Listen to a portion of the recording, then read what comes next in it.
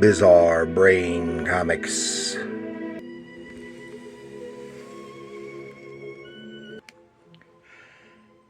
Hello, my comic book friends, and welcome to Bizarre Brain Comics. I'm Gary, your host, and this is where I like to take a look at some older comics, talk a little bit about the characters and creators, and examine the stories and the art. And this time, I just want to take a look here at about 10 comic books featuring Superman from the 1970s. Yeah, but before we get into that, I want to remind you, there it is. I've got 2 books available. This is Bizarre Brain Comics Anthology. It's a little humor and some adventure done by me. And Bizarre Brain Comics presents Heroes, which is more in line with this kind of stuff. It's a superhero, more mainstream, some superhero, a little and a touch of horror, and even has a Western story in there. And both of these are available for $7.99.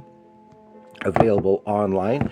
I can get them at Amazon, or plug in those titles to and Google them, and they'll give you several links to Amazon, Barnes & Noble online store, and other online outlets for $7.99 each. So thank you, and thanks to everyone who's got their copy.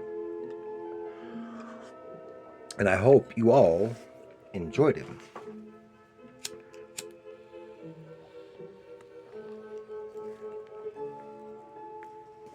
Okay, Superman,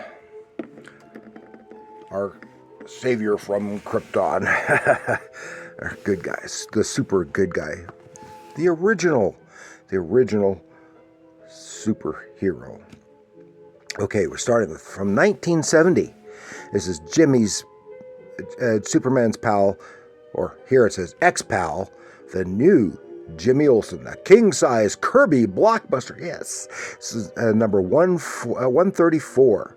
It's a 15 center with this Neil Adams cover.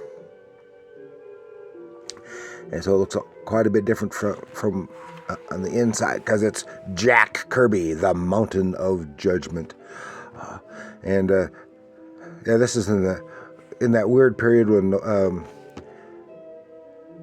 Kirby was writing and drawing. Jimmy Olsen, getting Superman in there, had brought in. This is the kind of stuff that eventually led to Dark Side, and and all the others had Intergang, and when.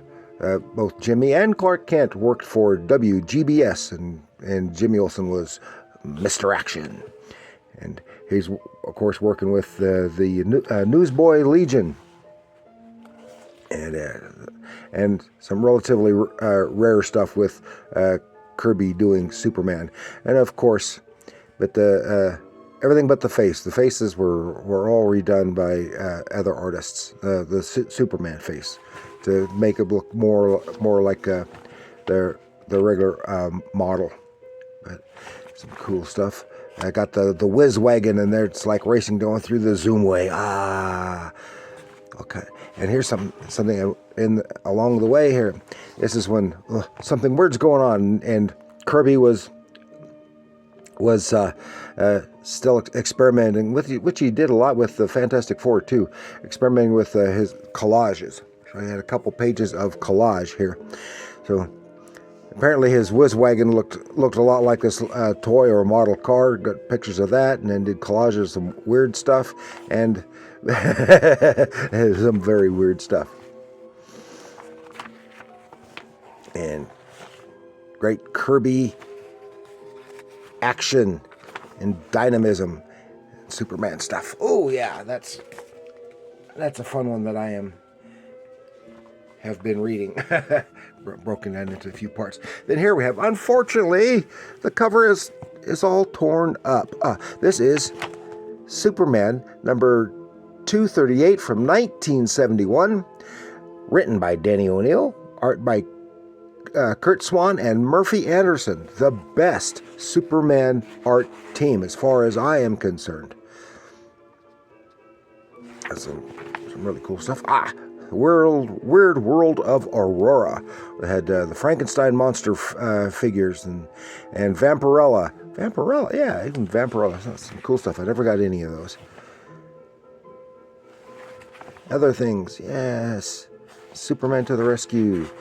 Then with a backup of story, The Fabulous World of Krypton, written by Cary Bates, with art by Gray Morrow, who was so good with especially the science fiction stuff.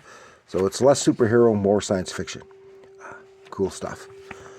And but you can see just a little bit of this cover.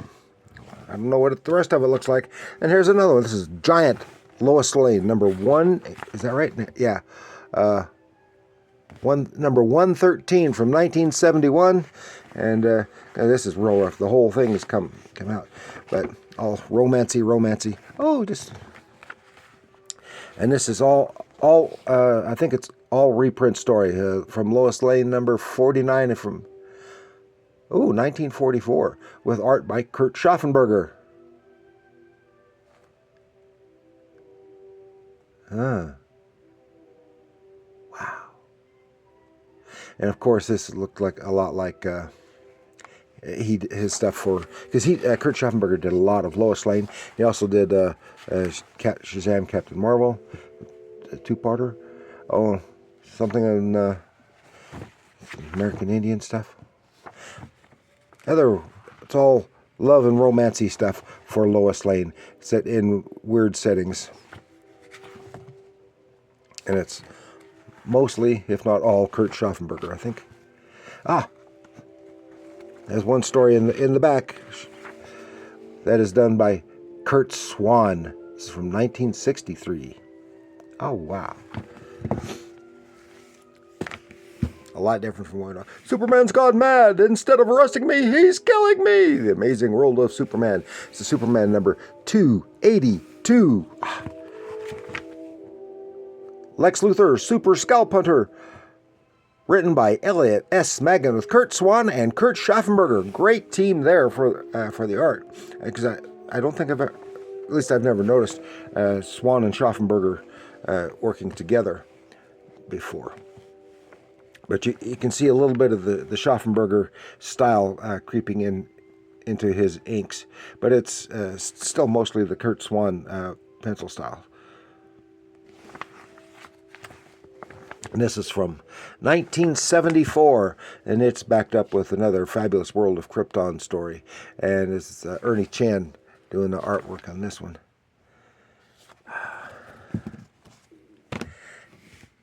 Then we go to Action Comics Giant. Action Comics number 449. I think this is 75. Is that what it is? Yes, 1975. My Best Friend, the Super Spy. And Superman's getting punched by some kind of weird robots. Another Elliot S. Magan story with Kurt Swan and Bob Oxnard doing the art chores. That's some really cool stuff. This is Galaxy Broadcasting with Morgan Edge. All those. Ooh, what's going on there? Taking up a bunch of robots. Then it has a backup story in here, because that was a fairly long story. Then it's backed up with a classic 1958 Green Arrow story drawn by Jack Kirby. Yeah, Jack Kirby did several Green Arrow stories back then, and that was when Green Arrow was basically a Batman ripoff. The whole thing is Batman ripoff. But I like it. Then it's backed up with an Atom story. Ooh, by Gardner Fox and Gil Kane and Sid Green. Good stuff. Here we go. This is Superman Family Giant, number 178. I think this is 76. yeah, 1976. Kurt Schaffenberger, and looks like Lois Lane has been turned into, they call her the Bionic Girl, the girl with the heart of steel. Lois becomes a Bionic Girl. That's the time of the $6 Million Man popularity, and had to do something to tie in a little bit some of that stuff. But she's basically a robot. Some nice Kurt Schaffenberger artwork. Then a reprint from the earlier in the 60s of Supergirl, Otto Binder, and Jim Mooney.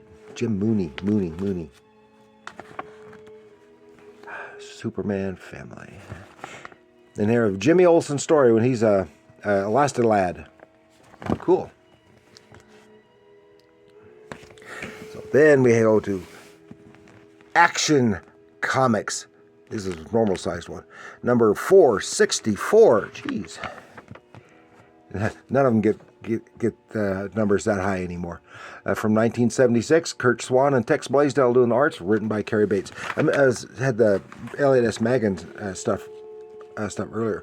He was one of the main Superman writers for many years, and he even wrote 2 Superman novels, which I have shown here. Zoom. That's some unusual looking stuff. I really like this era for Superman, especially in large part just because I'm such a Kurt Swan fan. He's my favorite Superman artist. Think Young and Die. Oh, leading into the next issue of Action Comics with Batman and Flash as boys. Wow. Then The Private Life of Clark Kent with art, Kurt Schaffenberger art. E. Nelson Bridwell as the writer. Then we go to Superman number 304. The Man of Steel's deadliest foe is back, the Parasite. I'm tougher than you, Superman, and I hate you so much I'm going to destroy you. This is the Parasite's Prism of Peril. It has a whole bunch of characters. John Ross, Eddie Foyle, all kinds. Jerry Conway wrote it. Kurt Schaffenberger and Bob Oxner did the art again. I said Kurt Swan. I think it said Schaffenberger. Always nice artwork with Kurt Swan. Same thing with Kurt Schaffenberger, except Kurt Swan's is less stylized and has a more serious tone in general to it. So, and Parasite, he's both a bad and a tragic character in his own right. Then we're going to finish up with Action Comics. This is a Whitman, Whitman version, and I don't see the number. Action Comics number 492 from 1979. Superman's Secret Afterlife. I don't know anything about this. And of course, Kurt Swan is our penciler. Cary Bates, our writer. Elliot S. Maggin is one of the better writers. Cary Bates is as well. They come up with some good, interesting, and innovative stuff. Sometimes this involves the Phantom Zone. So that is 10 fun books featuring Superman in various titles from the 1970s. So I want to thank you for joining me.